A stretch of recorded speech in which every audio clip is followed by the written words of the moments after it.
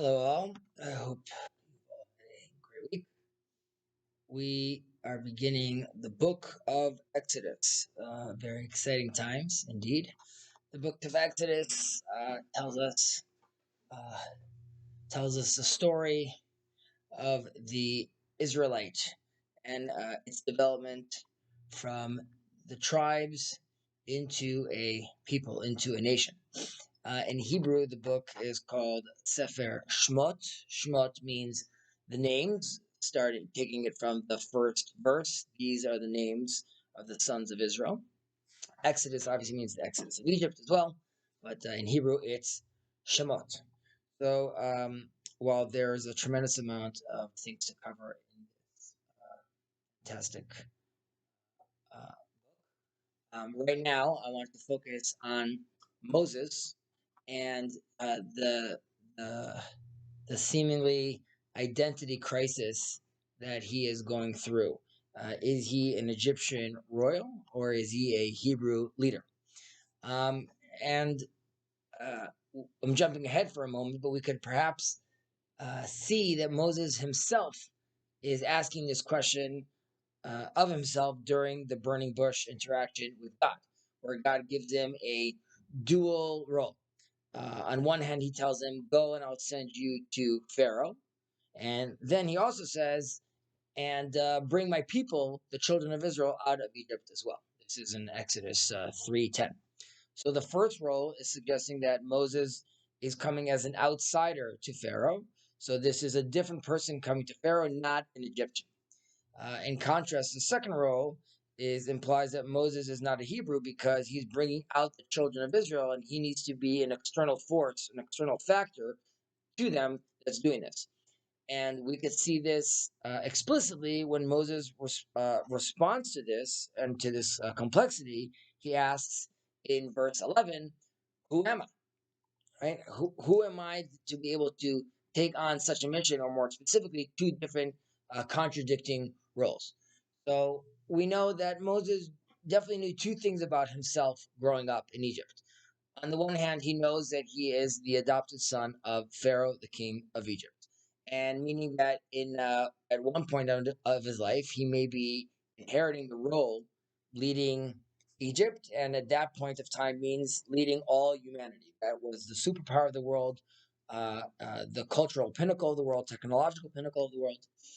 On the other hand, Moses also knows that he is the son of Amram, who is the head of the tribe of Levite, and which at that time is, according to some sources, the head of the tribes of Israel. We also know that the Levites weren't forced to work uh, uh, in the slave labor during Egypt because they were seen also as a leadership tribe. So here too, he knows that he is the son of the leader of the tribe of Israel. So here too, potentially inheriting that role at some point in his life. So Moses faces this dilemma: which history do I belong to? And we see this tension bubble up or crescendo when Moses grew and went out to see his brethren in Exodus 2:11. So we ask, who are his brethren?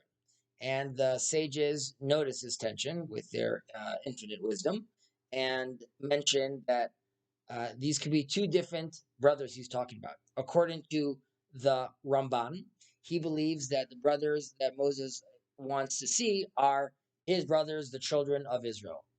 However, the Ibn Ezra believes that this is the Egyptians, and he's identifying with the Egyptians themselves. And uh, we could uh, venture to guess that perhaps Moses is going out and seeing this tension between the Ramban and Ibn Ezra himself. Who am I? Am I Egyptian? Am I an Israelite?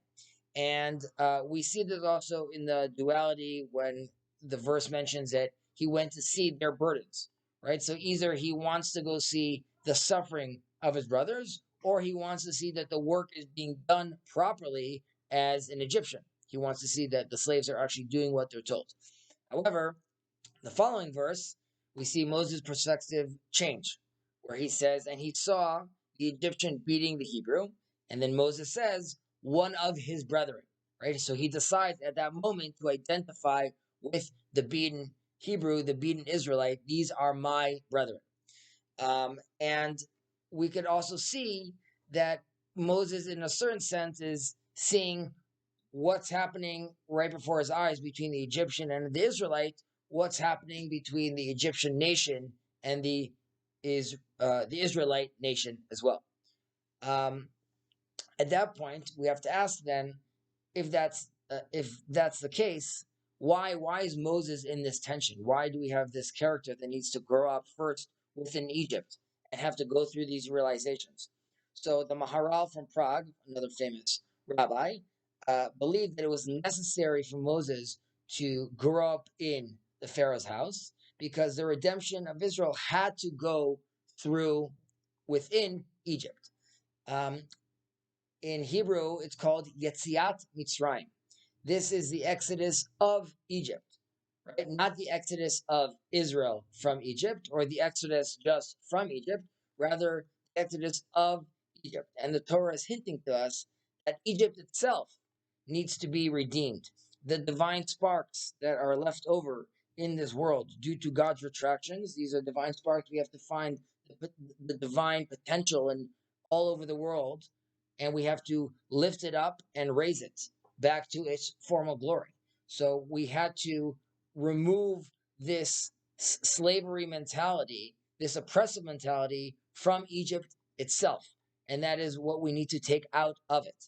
And here again, you could see a hint of this when Moses takes Joseph's bones with him in Exodus 13.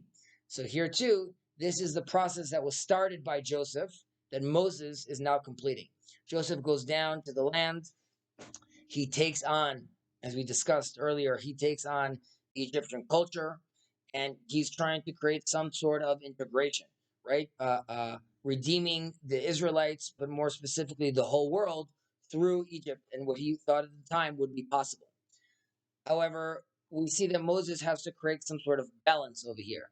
So, and this marks a transition from a physical and cultural integration into the Egyptian culture and society, right? And incorporating these divine sparks that we could take from them to a reaffirmation of the distinct identity of the people of Israel, beginning back to the journey to their own land.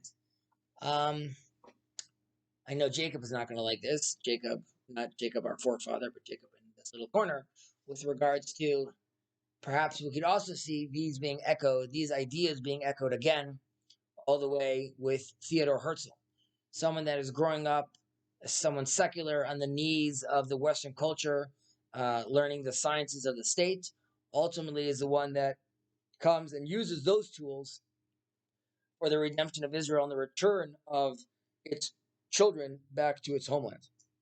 And so all of us should be constantly seeing, looking around us, and trying to identify where in our communities, our culture, our societies, where are these divine sparks? Where can we identify God and take things that potentially could be used for ill or good and orient them towards the good? This is obviously also a discussion with regards to AI. How, as a society, do we want to look at these tools? Can we find the divine in them, or will we be overwhelmed by their secular um, secular involvement and secular pressures? And so I wish you a Shabbat Shalom and a fantastic week.